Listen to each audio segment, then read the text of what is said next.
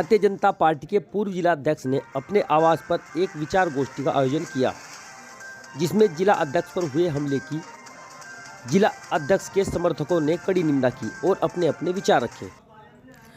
नगर पंचायत छुटमलपुर में भारतीय जनता पार्टी के पूर्व जिला अध्यक्ष विजेंद्र कश्यप ने अपने ऊपर हुए हमले के विषय में एक विचार गोष्ठी का आयोजन किया, जिसमें जिला अध्यक्ष के सैकड़ों समर्थकों ने भाग लिया और बारी बारी से जिला अध्यक्ष पर हुए हमले की निंदा की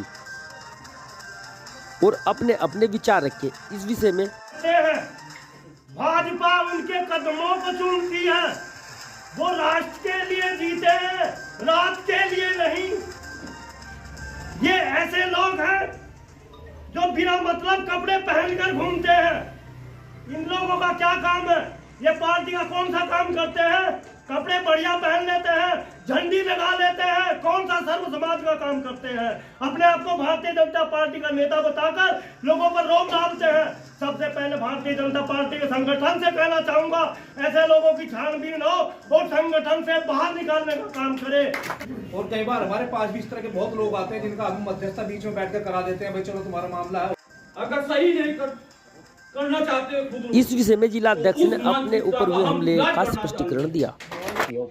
इसका क्या उद्देश्य है?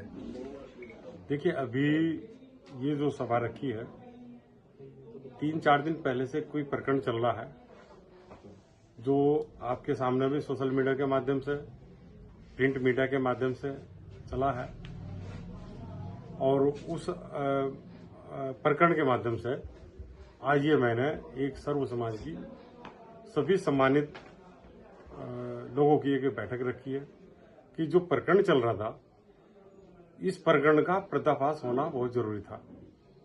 आज समाज के अंदर जो जिन लोगों ने इसमें घटिया मानसिकता दिखाई और मेरे ऊपर आरोप और प्रत्यारोप लगाए, मेरी छवि को खराब करने का प्रयास किया है और वो बार बार सोशल मीडिया के माध्यम से वो आरोप प्रत्यारोप लगा रहे हैं।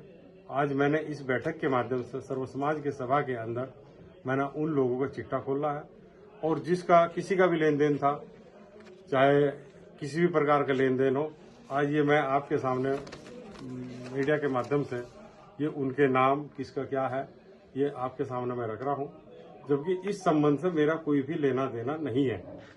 इसका लेन देन का मामला आशीष भाई और जो अंकुर सैनी या अन्य साथी, उनका भी इसका कोई मतलब नहीं है।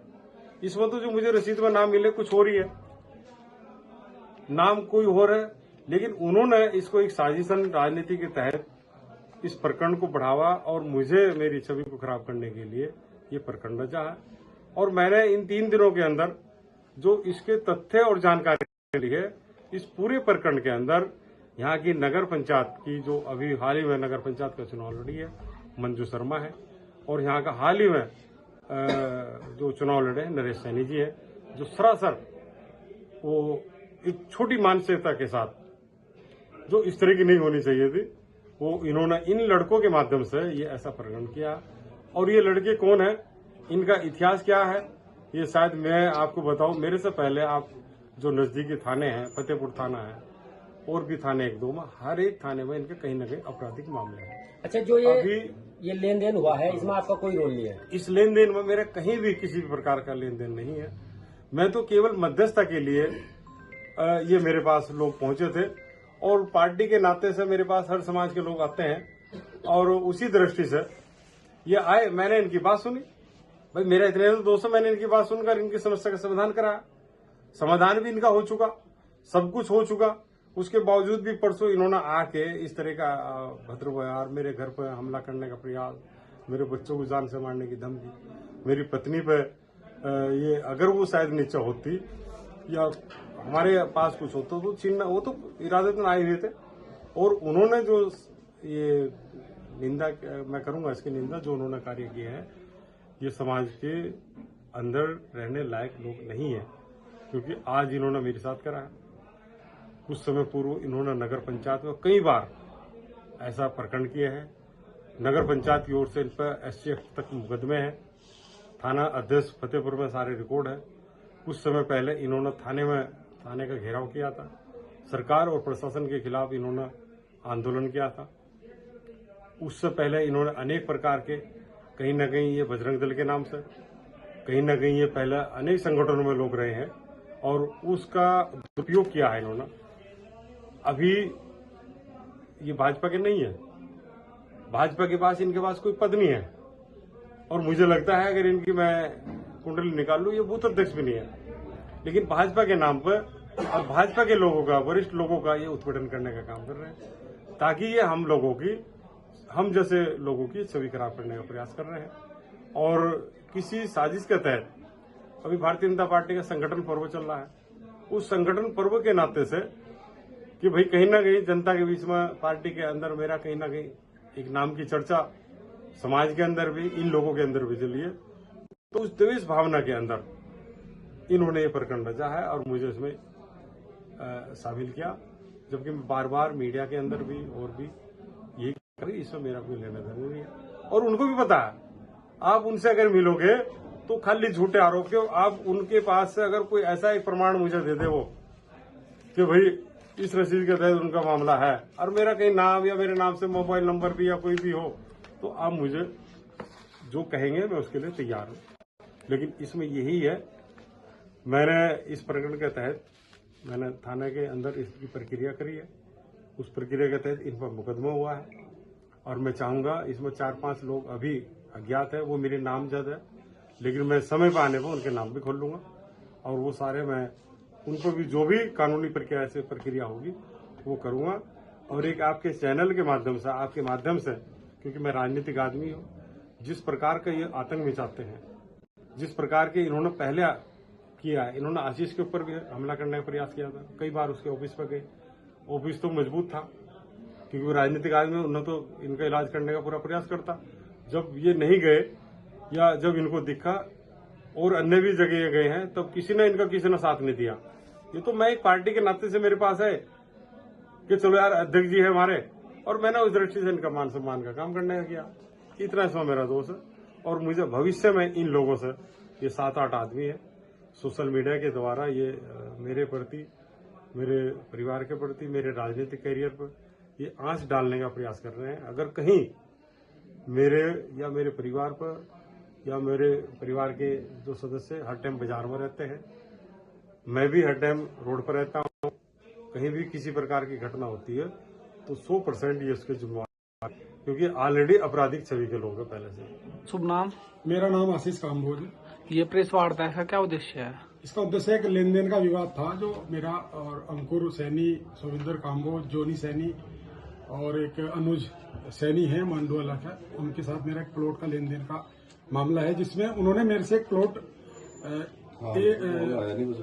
अप्रैल 2024 में खरीदा था। उसमें उन्होंने जो हमारे बीच में बैठ के एक रसीदनामा लिखा गया था, उसमें 31/10/2024 का एक समय निर्धारित किया गया था फाइनल।